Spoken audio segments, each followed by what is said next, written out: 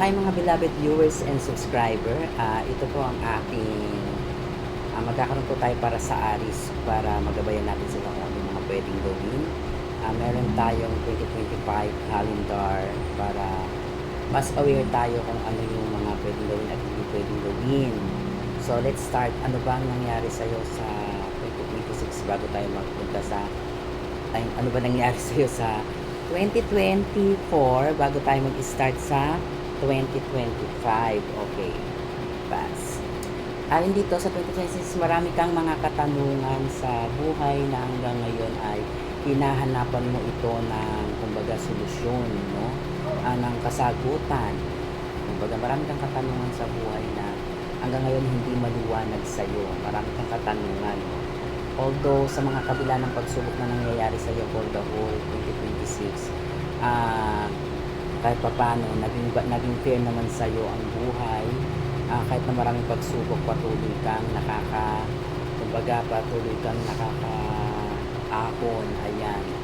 Tapos bigyang kapatawaran ng iyong mga sarili mula sa pagkakamali sa nakaraan at mag-isip ka, kumbaga kailangan mo lang ay mag-isip ka ng mga bagong ideas. Yun. Tapos kailangan mas marunong kang humawak ng iyong pananalapi upang ang mga bagay na kinakatakutan mo sa buhay ay hindi na muling mangyari.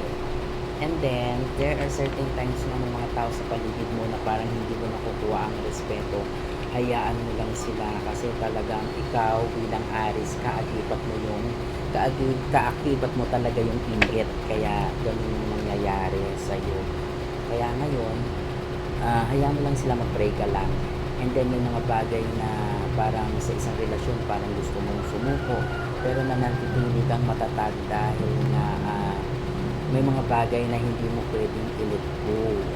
Tapos pagdating naman sa material goal, meron kang gustong bilhin pero parang hindi pa appropriate time para mabili. Okay? Tapos simple lang gusto mo sa buhay maging masaya. Yun lang. Okay, tignan na natin ang 2025 mo. Okay, magsasalamin lang ako kasi late ang baraha. Okay, tingnan natin yung January.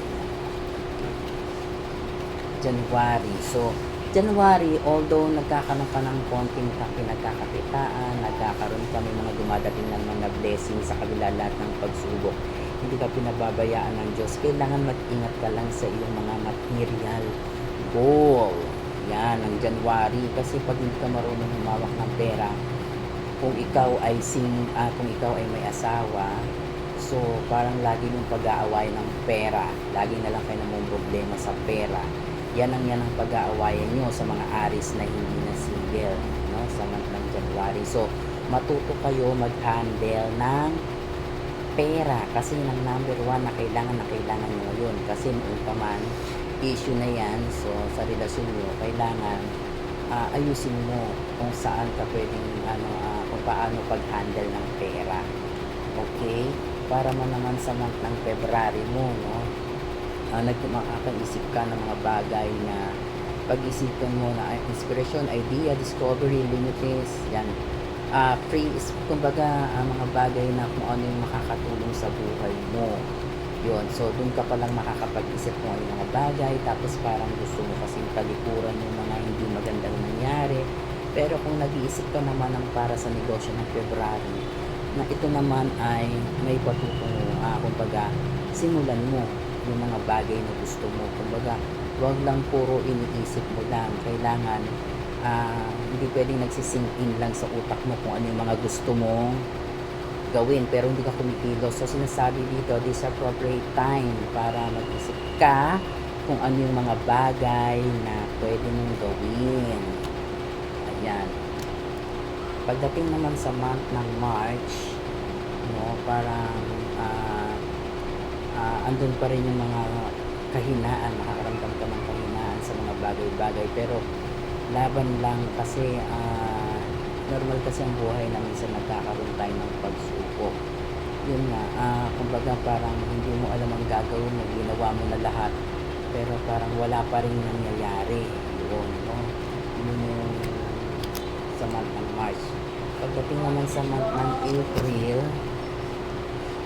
Yun minsan makinig ka rin sa mga sinasabi ng tao kung ano yung magandang gawin kasi importante yun, eh. Meron ngang sinasabing two heads better than one. So, kung makikinig ka sa sinasabi ng ibang tao, iwi-weigh mo yung sitwasyon sa gano'ng paraan, hindi ka mahihirapan sa mga bagay-bagay.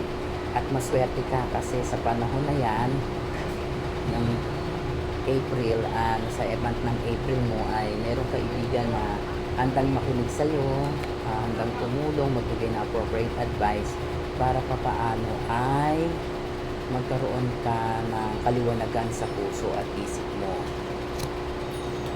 Pagdating naman ng month ng May, no, parang yun pa rin, paulit-ulit lang. Kasi kung hindi mo nagawa yung mga payo sa una na sinabi ko, eh lagi mo na lang mararanasan yung pasan mo ang daigdig, parang gano'n. No, parang there are certain things na napapagod ka pero wala kang magawa. Parang kapag hindi ka talaga kumilos, gaya ng sinabi ko kanina, ang tendency, paulit-ulit lang ang nangyayari. Patuloy kang makakaranas ng kahirapan sa buhay at pagsubok. Ayan. Pagdating naman ng June, okay lang yan, umattend ka ng mga celebration, pero medyo may magandang mangyayari, may mga offer. Well, nasa sa'yo yun kung tatanggapin mo yung offer. Kasi, ang problema lang sa'yo, masyado kang mabait na imbis na para sa'yo na lang yung opportunity, minsan, binibigay mo pa sa ibang tao. Pagdating naman ng ngayon, mamili ka rin ng mga bagay na tutulungan para hindi ka makahirap ng makaranas ng kahirapan sa buhay. So, medyo magkakaroon ka ng problema sa pag-ibig ng July kasi nga dahil magkakaroon ng third party, ayan ang nagiging problema sa relationship, no? Magkakaroon pagdating ng August, parang hindi matutuloy na isang pinaplano nyo na parang selebrasyon, ganyan, dahil nga sa mga nangyari na hindi maganda, nagkaroon ka ng problema, pati sa relasyon, tapos wala kang ibang gawin kundi pag-pray mo na lang kay God kasi sa mga problema mo, wala rin naman ang nakikinig, no? Pagdating naman ng August, dun maninimbang ka kung ano ba dapat mong i-let go at dapat ipagpatuloy, yan. Pero siyempre, ano man ang iyong naisin instinct that time ng month of August, magbubunga naman ito, no? Magiging pabor sa iyo ang tadhana. Maaari mo rin naman ma-solve ang problema ang kinaharap mo. Ayan, may mga bagay na na pinag-worry ka sa buhay, no? Kaya minsan parang mas pipiliin mong mag-isa. Ayan. October. Pagdating naman sa October mo, yun nga, kailangan magkakaroon ka ng panibagong option. Kumbaga, ay parang hindi tumalag itong ginawa ko, parang hindi yata naging okay, naging pabor sa akin. So, kailangan mo mag-second option at pag-aralan mabuti kung ano yung mga gagawin. Yan. Kasi, maraming opportunities ang darating pero maninimbang ka alin ba sa mga ito ang dapat mong gawin hanggang sa parang daming pagsubok sa'yo, Aris, parang ang pangit sa'yo ng 2025. Pero syempre, ang Diyos lang ang makapangyarihan, maaari tayong umasa sa dasal, no? Tapos, para malagpasan ng lahat ng mga ito, tapos parang may pagsubok na parang darating ka sa point na parang gusto mo na lang maglaho, ganyan, parang gusto mo na lang. Pero hindi ka makakaalis sa sitwasyon mo yan, eh. Nandyan ka na. Ayan, hahamon ka ng tadhana na talagang pati yung mga plano mo parang hindi papabor yung 2025. Ganun pa man, kahit negative ang nangyari, maswerte ka kasi may mga totoong kaibigan na kahit pa paano nagmamahal sa iyo. Kaya yun lang, payo ko, Aris, for the year 2025 ay manalig sa Diyos, maniwala sa mga ginagawa. So kapag may mga taong nabigis ng payo kung ano yung magandang gawin, then go. Huwag mag-spend ng time sa mga taong walang kakwenta-kwenta. Mas maglaan ng panahon sa Diyos sa pagdadasal, sa pagpapasalamat. Nang sa ganon, ano man ang nabasa natin ngayon ay maaari naman itong hindi mangyari. Basta may kaakibat na pananampalataya sa Diyos, more on prayer. Ang kapalaran ay gabay lamang upang mas malaman natin maaga at makagawa tayo ng aksyon kung ano ang mga pwede natin gawin. Maraming salamat!